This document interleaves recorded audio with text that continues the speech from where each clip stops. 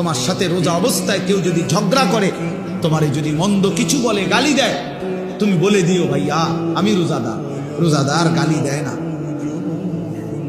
রোজাদার ঝগড়া করে না ভাইয়া, রোজাদার নাফরমানি করে না। ফালিয়াকুল ইন্নী ইমরুউন সাইম, নবীজি বলেন বলে দিও তুমি ভাইয়া আপনি আমার আরো অনেক কিছু বলতে পারেন, আমি রোজাদার, আমি রোজাদার।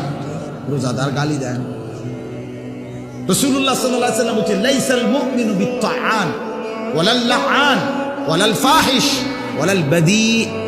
এটা হাদিস। নবীজি বলেন মুমিন খোঁটা দানকারী হয় না।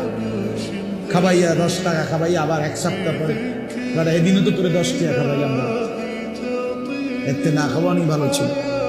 তা আল্লাহ নবী সাল্লাল্লাহু আলাইহি ওয়াসাল্লাম বলেন মুমিন খোঁটা দেয় না, অনুগ্রহ করে কি দেয় না, খোঁটা দেয়। ওয়ালাল লাআন, মুমিন কাউকে লানত দেয় না। ওয়ালাল ফাহিশ, মুমিন অশ্লীল কথা বলে না।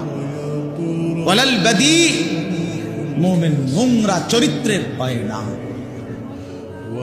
হাদিস আল্লাহ রাসূল সাল্লাল্লাহু আলাইহি ওয়াসাল্লাম।